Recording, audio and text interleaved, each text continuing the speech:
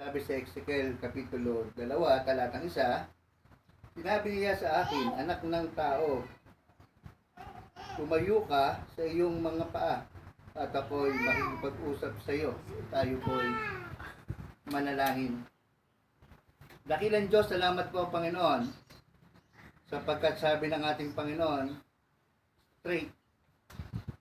Put your straight sa pangalan ni Jesus. Amen. Sabi ng ating Panginoon, tumayo ka ng tuwid.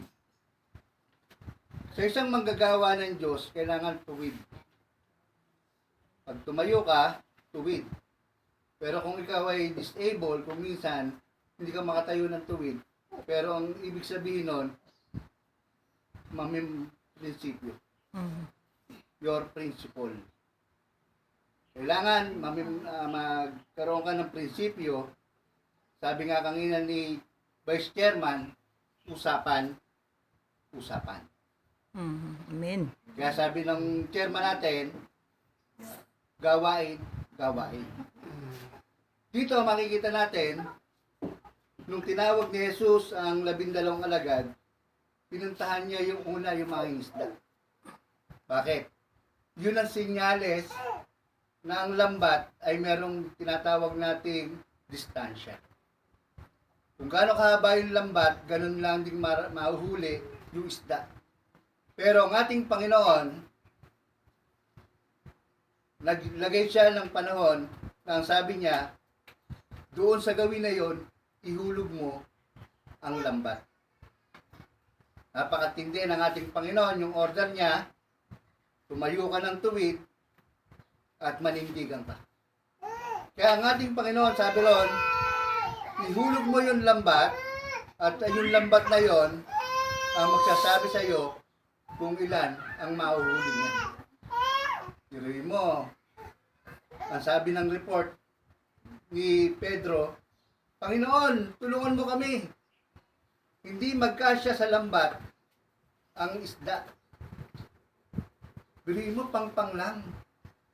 20 metro sa pangpang, hinagis yung lambat, pagkaraan, kinuha kagad. Ang Diyos ay meron tinatawag tayong espiritu para makahuli ka ng isda. Amen. Kaya dito sa tandaan po natin, manindigan lang tayo.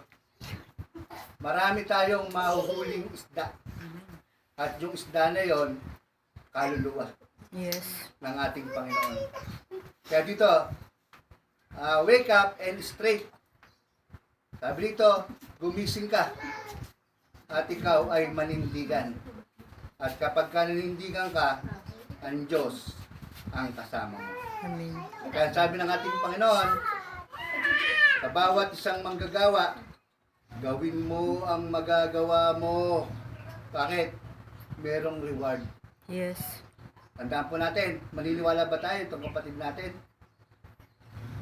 Kung kailan umalis sa trabaho, saka nagkaroon ng 3 gulong, saan ka pa? Tama ba? Nung pumasok sa amin si kapatid na Vicky, nagkaroon ng up and down Na bahay. na bahay. Di ba? Kung kailan namang gipitan tao at saka nagkakaroon, sabihin mo sa Panginoon kung ano ang kailangan mo. Kaya sabi ng ating Panginoon dito, kay Ezekiel, tumayo ka at ibibigay ko ang kailangan mo. Ngayon, tumayo tayo sa ating Panginoon at manindigan tayo na ang ating Panginoon gagawa sa lahat ng manggagawa. Maghasik ka, lahat tutubo. At ang lahat ng iyong aanihin, biyaya sa iyo ng ating Panginoon sa pangalan ni Jesus. Amen. Amen.